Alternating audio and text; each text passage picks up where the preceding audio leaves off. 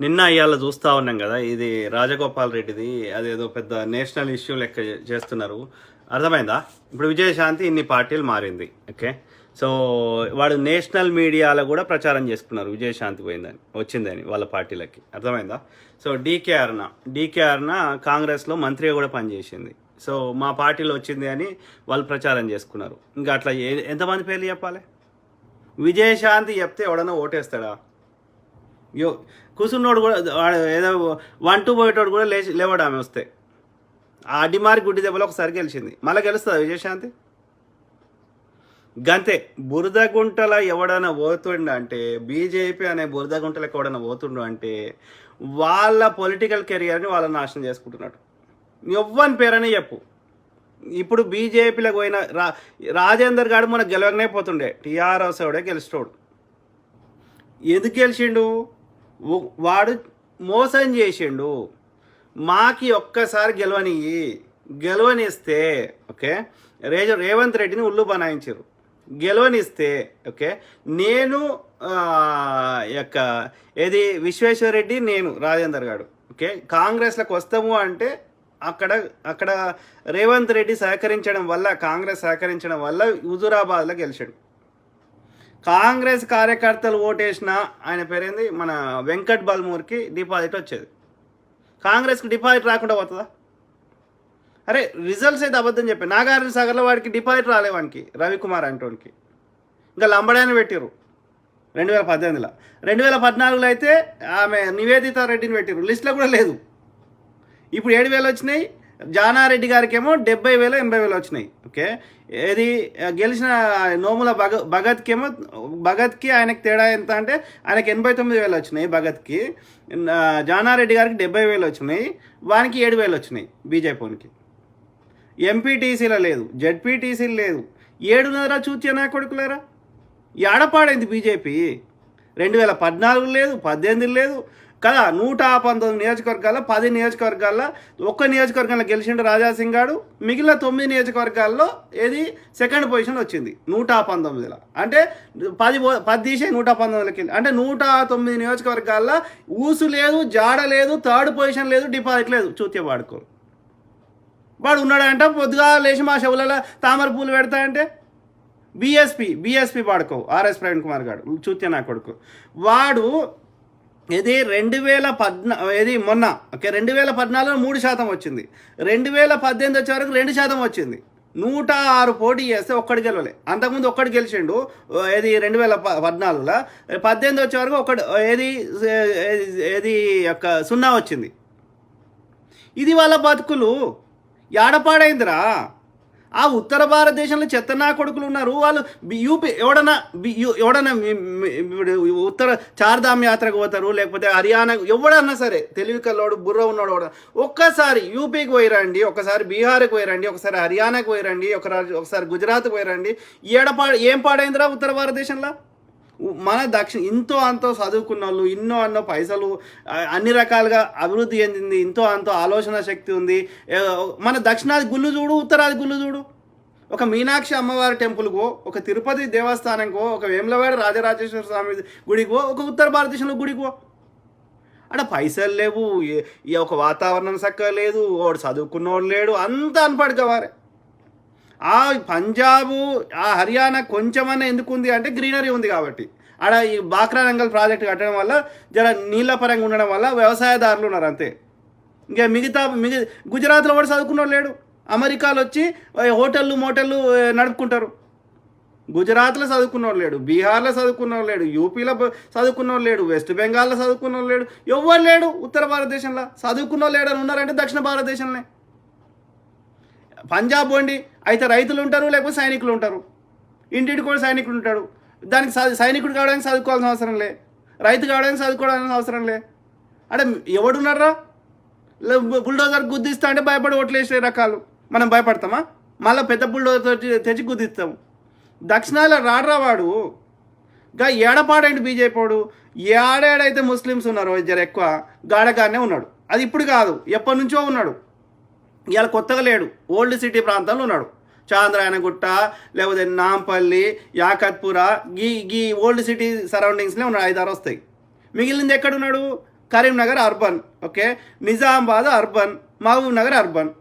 ఆడ కూడా ముస్లిమ్స్ ఉన్నారు కొన్ని ఏరియాల్లో, గంతే. ఏడపాడైనరా వాడికి బూత్ ఏజెంట్ లేరు, సంస్థాగతంగా ఏం లేదు, యాడికెళ్ళి వస్తారా వాడు? మతం తిండి పెడతాదరా? నాకు అర్థం కాదు. వాడు ఏం చేసిండ్రా, ఎవరికి ఏం చేసిండ్రా? లక్షల లక్షల కోట్ల అప్పులు చేసుకుంటా. చెప్పండి మిత్రులారా దయచేసి. ఆ క్రమంలో ఈ రాజగోపాల్ రెడ్డి కాదు వాని అయ్యా ఎవ్వడు పోయినా వచ్చినా పీకేది ఏం లేదు, ఒరిగేది ఏమీ లే. ఓకే, వ్యక్తులను బట్టి పార్టీలు నడవాయి. ఓకే, పార్టీ ఐడియాలజీ సిద్ధాంతము కదా. ఇందిరమ్మ ఇల్లు 39 లక్షలు ఇచ్చిర్రం. 39 లక్షల ఇల్లు పొందిన వాళ్ళు మర్చిపోతారా? చేయి గుర్తుని చూసి ఓటు వేసారు. కాంగ్రెస్కి డిఫాల్ట్ అరౌండ్ 30% ఓటు బ్యాంక్ ఉంది. మీరు ఎక్కడన్నా లెక్క తీయండి రా, ఇవాళ జరిగిన ప్రతి ఎన్నికలు లెక్క తీయండి. వాడు వ్యతిరేక ఓటు చీల్చి 5-10% అటు ఇటు చేసి లంగ కథలు పడి ఇంకా 5%కి అటు ఇటు అయిన దగ్గర 1000-2000 ఓట్లతోటి ఈవీఎం రిప్లేస్ చేసి అడ్డదారులు గెలుస్తుండే, కానీ ప్రజలు ఓటేసి గెలిచింది కాదు. అరే నేను ఆధారాలతో చెప్తున్నా, నేను డేటా చెప్తున్నా. ఇలా గోవాలో తీసుకోవటం మొన్ననే జరిగినాయి 5 రాష్ట్రాల ఎన్నికలు. పంజాబ్లో ఎన్ని వచ్చినారా బీజేపీకి? 6%. కాంగ్రెస్కి ఎంత వచ్చిందిరా? 29%. తెలంగాణలో 2014లో కానీ 18లో కానీ బీజేపీకి ఎంత వచ్చిందిరా? 7%. కాంగ్రెస్కి ఎంత వచ్చిందిరా? 2014 25%, 2018లో 29%. ఏడన్నా లెక్క ఉన్నదిరా? వానికంటే 4 రెట్లు ఎక్కువ వస్తున్నాయి అన్ని రాష్ట్రాల్లో. కాదు, మొన్న ఎక్కడ జరిగింది అది? ఉత్తరాఖండ్ అన్న ఉత్తరాంచల్ అన్న ఒకటే. సో ఉత్తరాఖండ్లో ఎంత వచ్చినాయిరా? బీజేపీకి 42% వస్తే కాంగ్రెస్కి 39% వచ్చింది. 4% డిఫరెన్స్ వచ్చింది. ఎందుకు గెలవలే? ఎందుకంటే ఆ 4% వ్యతిరేక ఓటుని ఈ బీఎస్పీ బాడుకోవు, ఓకే, ఈ యొక్క ఆమ్ ఆద్మీ బాడుకోవు కొత్త చాలా ఫస్ట్ టైం పోటీ చేస్తున్నారు. అట్లా వ్యతిరేక ఓటు చీలుస్తున్నారు. ఆ లంగ కథలు వాడికి ఆ యొక్క స్వల్ప తేడాతోటి ఇదవుతున్నది. మిగిలిన చాలా గెలిచిన దగ్గర గులగొడుతుండు కదా బాడుకో. మొన్న మహారాష్ట్రలో గులగొట్టిండు, అంతకుముందు కర్ణాటకలో గులగొట్టిండు కాంగ్రెస్ ప్రభుత్వాన్ని, అంతకుముందు మధ్యప్రదేశ్లో గులగొట్టిండు. ఎమ్మెల్యేలు కొనుక్కుంటున్నాడు చూస్తే నా కొడుకు. పొద్దుగాలేస్తే మనం అధికారంలో కూర్చుని ఏమైనా ప్రజలకి ఏమైనా అభివృద్ధి చేస్తామని, కానీ పొద్దుగాలేస్తే ప్రజాస్వామ్యాన్ని కూనీ చేసుకుంటే సిబిఐడిని ప్రతిపక్షాల కోసం పెట్టిరారా? కాదు, సృజనా చౌదరి మీద ఎందుకుండేరా కేసులు? శారదా స్కామ్ వల్ల మీద ఎందుకుండేరా కేసులు? బీజేపీలో ఇప్పుడు స్మృతి ఇరానీ అదేదో దాని బిడ్డ మీద క్లియర్గా వీడియోలతో సహా ఉన్నాయి. దాని బిడ్డకి కంగ్రాచులేషన్ చెప్పింది ట్విట్టర్లో అది. ఓకే, దాని బిడ్డకి యొక్క ఏది కంగ్రాచులేషన్ చెప్పింది. అది యంగెస్ట్ ఎంటర్ప్రీనియర్ అని చెప్పి వాడి ఇంటర్వ్యూలు కూడా ఇచ్చింది అది బిడ్డ. మళ్ళీ అది ఈ యొక్క బీఫ్ 4 అమ్ముతుంది అలా గోవా రెస్టారెంట్లో. మళ్ళీ అది వచ్చి నీతులు చెప్తుంది లంగముండా. అరే నువ్వు చేస్తే సంసారము, అదే పని పక్కోడి చేస్తే విచారం.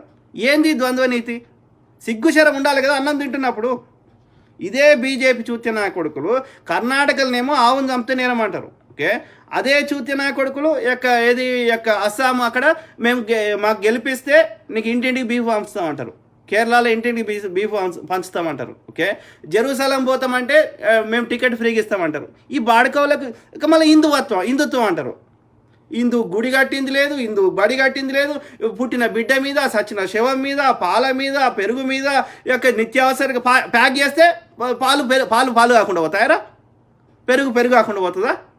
పల్లీలు కాకుండా పోతాయా? కందిపప్పు ప్యాక్ చేయకపోతే మారిపోతుందా? చూత్య బాడుకో ప్యాక్ చేస్తే జిఎస్టీ వేస్తాడంట, ప్యాక్ చేయకపోతే ఏడంట. అంటే కింటాల్ నెత్తి మీద పెట్టుకొని పోతాడా వాడు? చూత్య బాడుకో. ఏమన్నా ఎథిక్స్, మోరల్స్, ఒక పద్ధతి. కాంగ్రెస్ వాడు 7 పైసలు వేస్తే లొల్లి చేసారు, ఎడ్ల బండి మీద వచ్చారు బాడుకోలు. మళ్ళీ ఇలా 31 రూపాయలు చేసి ట్యాక్స్ చేస్తే నొప్పి అవుతలేదు ఈ బాడుకోలకి. ఏమన్నా 1% అన్నా ఆలోచించండి మిత్రులారా. ఈ బీజేపీ ఇలా వాడు ఒక్క 26 లక్షల కోట్లు కేవలం పెట్రోల్ డీజిల్ మీద వసూలు చేసిన వాడుకోవచ్చు. ఎక్సైజ్ సుంకం జిఎస్టీ కింద రాదు అది, పెట్రోల్ డీజిల్. అర్థమైందా? జిఎస్టీ డాక్టర్ మన్మోహన్ సింగ్ గారు 18% మ్యాక్సిమం పెడతా అన్నాడు. 100 రూపాయల వస్తువు అనుకుంటే 18 రూపాయలని ట్యాక్స్ తీసుకుంటాడు మ్యాక్సిమం. ప్లస్ చాలా వస్తువులకి ట్యాక్స్ జిఎస్టీ అంటే sales tax, goods and services, services రెండింటి మీద తీసుకునే సేల్స్ ట్యాక్స్. ఓకే, సో ఆ సేల్స్ ట్యాక్స్లో చాలా వాటికి ఎగ్జామ్షన్ ఇచ్చిండు, అంటే తీసుకుంటలేడు. ఈ బాడకం ప్రతి దాని మీద తీసుకుంటున్నాడు. 18 నుంచి 28% చేసిండు. మళ్ళీ ఏ పొక్కలు పెడుతుండే గిన్ని పైసలు? గివ్వి రిజర్వ్ బ్యాంక్ దగ్గర ఉన్న రిజర్వ్ సొమ్ము కాంగ్రెస్ వాడు స్థాపించిన ప్రభుత్వ రంగ సంస్థలు అమ్మి ఏ పొక్కలు పెడుతుండు. ఏం కట్టిండు ఒక్కటి చెప్పండి రా. సండాసులు కట్టించిన ఉంటాడు. ఎన్ని అవుతారా సండాసులు కట్టడానికి? అది దక్షిణ భారత, ఆ కట్టేది కొంచెం కూడా ఉత్తర భారతదేశం కట్టుకుంటున్నావు కదా. ఆ రోడ్లు విస్తరణ కానీ ఆ యొక్క సండాసులు కానీ. ఓకే, ఫస్ట్ తినడానికి తింటుంటే కదా వాడు సండాసు పోయేది. చెప్పండి మిత్రులారా, ఈ చూస్తే నాకు ఒక్కటి చెప్పండి. బీజేపీ వాడుకో మనకు తిండి పెట్టేది, మన పొరగాళ్ళకి చదువు చెప్పేది, మన పొరగాళ్ళ బతుకుదెరువు మార్చేది, సంవత్సరానికి 2 కోట్ల ఉద్యోగాలు ఇస్తామన్నాడు. ఒక్కటి చెప్పండి, ఏవిరా ఉద్యోగాలు అంటే ఛాయ్ అమ్ముకో పకోడీలు వేసుకుంటుండు చూస్తే పాడుకోరు. ఈ కేసీఆర్ పాడుకో ఏమంటుండు, గొర్రెలు కాసుకో, బర్రెలు కాసుకో, పందులు కాసుకో అంటుండు. మరి వాళ్ళ కొడుకులకు చెప్పొచ్చు కదా, స్మృతి ఇరానీ బిడ్డకి చెప్పొచ్చు కదా, కేటీఆర్ కొడుకు చెప్పొచ్చు కదా, కేటీఆర్ అరే గొర్రెలు కాసుకో బే అని చెప్పొచ్చు కదా.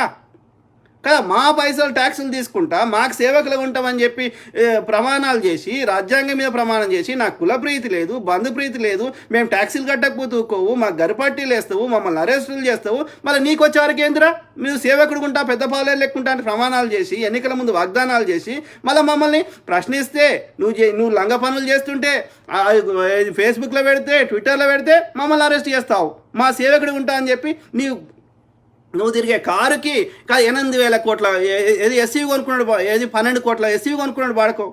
8,300 కోట్ల ఫ్లైట్ కొనుక్కున్నాడు. ఎవరి పైసలు రావి?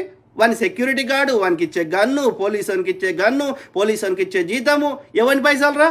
మేము పొద్దంతా పని చేసి కట్టిన ట్యాక్స్ డబ్బులు కదా. ఒక ఆటో రిక్షా నడుపుకుంటే ఆయన కడతాడు, ఒక క్యాబ్ డ్రైవర్ కడతాడు, ఒక డైలీ వేజ్ కార్మికుడు కడతాడు, ఒక ఛాయ్ అమ్ముకుంటే ఆయన కడతాడు. మా ట్యాక్స్ డబ్బులు, మా పొద్దంతా పని చేసిన శ్రమని మీరు దోసుకుంటుంటే చూస్తుంటే కూర్చోవాలి. నబ్బే స్కాములు స్కాములు స్కాములు. అరే వాడు స్కాములు చేసినట్టు గన్ని కడితే నువ్వు నీతిమంతుడు వానికంటే ఎక్కువ కట్టాలి. అబ్బే నేను కడితే 10 రూపాయలు తింటారా? మన భారతీయుల రక్తంలోనే వచ్చింది అది. నాకు అర్థం కాదు. అది కూడా లీగలైజ్ చేస్తే అయిపోయింది. 10 రూపాయలు తింటే ఏం కాదు, అంతకంటే ఎక్కువ తింటే నేరం. అరే స్కాములు చేసినప్పుడు, ఐఐటీలు పెట్టినప్పుడు, ఎయిమ్స్లు పెట్టినప్పుడు, ఇరిగేషన్ ప్రాజెక్ట్స్ కట్టినప్పుడు, బాక్రానంగల్ కట్టినప్పుడు, నాగార్జున సాగర్ కట్టినప్పుడు, శ్రీశైలం కట్టినప్పుడు, ఎన్టీపీసీ పెట్టినప్పుడు, ఇక ఎలక్షన్ కమిషన్ ఆఫ్ ఇండియా పెట్టినప్పుడు, బిహెచ్ఎల్ పెట్టినప్పుడు, హెచ్ఏఎల్ పెట్టినప్పుడు, ఎయిర్పోర్ట్లు కట్టినప్పుడు, ఈ చూచగాడ నేషనల్ హైవేస్ కట్టినప్పుడు, ఎలక్ట్రిసిటీ ప్రొడక్షన్ చేసినప్పుడు, ఇస్రో పెట్టినప్పుడు, లేకపోతే ఈ యొక్క బాబా అటామిక్ రీసెర్చ్ సెంటర్ పెట్టినప్పుడు, పృథ్వీ క్షిపణి, అగ్ని క్షిపణి గిన్ని చేసినప్పుడు, ఇక్రిసాటు, ఈసీఐఎల్ గిన్ని కట్టినప్పుడు, డిఆర్డిఓ ఈ చూచేపాడికి ఒక్కటి చెప్పండి. ఒక్కటి అడుగుతున్నా నేను, 100 అడుగుతలే. రాగానే తీసేసింది ప్లానింగ్ కమిషన్. మళ్ళీ ఈ బాడుకో మంచిగా చేసిండంట. భారతదేశంలో హిందువుల మీద జరిగిన అన్ని అటాక్లకు కారణం బీజేపీ బాడుకే. పొద్దుగా లేస్తే ఏ అటాక్ జరిగినా బీజేపీ నాయనలో జరిగింది.